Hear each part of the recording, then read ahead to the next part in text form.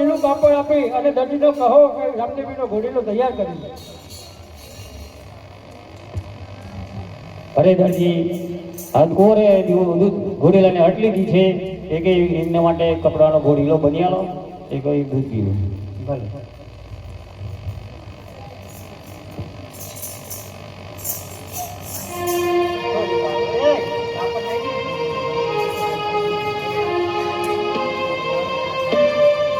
આજે સવારા લીલું કાપડ આવ્યું રે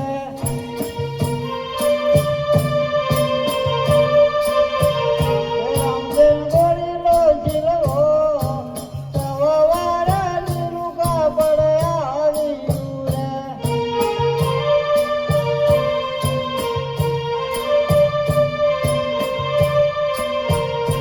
આજે દરદી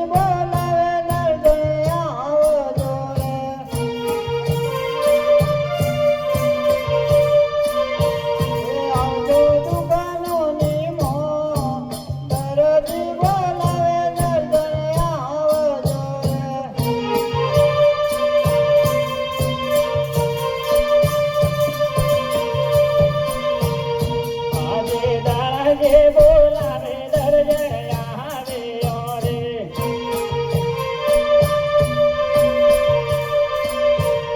મારો ચોરે પડ્યો કહો દરજે બોલાવે દર્જણ આવે રે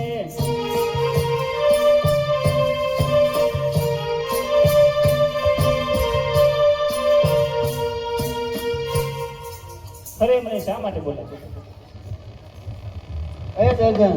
રાજ દરબાર મને 100 મીટર કાપડ ઘોડીલો બનાવવા માટે તમને મદદ કરશો કે નહીં? મદદ તો કરશું પણ એ કાપડ તો સારું છે અને કબજો સિલેવત તો શું વાંધો હતો? વિચાર્યું છે તો દરબારી કામ છે. આજે કહા કે બોલાવે બહુ બટયા જોરે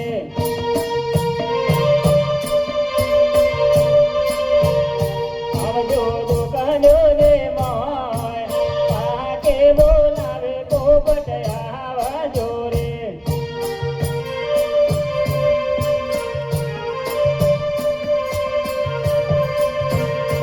આજે કાકી બોલાવે પોપટ આવ્યા રે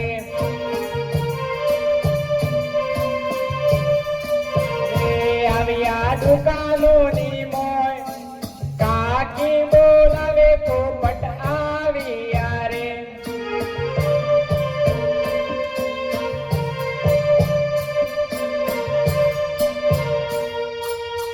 અરે કાકીજી અરે પોપટલાલ રાજમાણી સવાવાર લીલું કાપડ આવ્યું છે તેનો ઘોડીલો સીલવાનો છે તમારાથી કામ બનશે કે કેમ?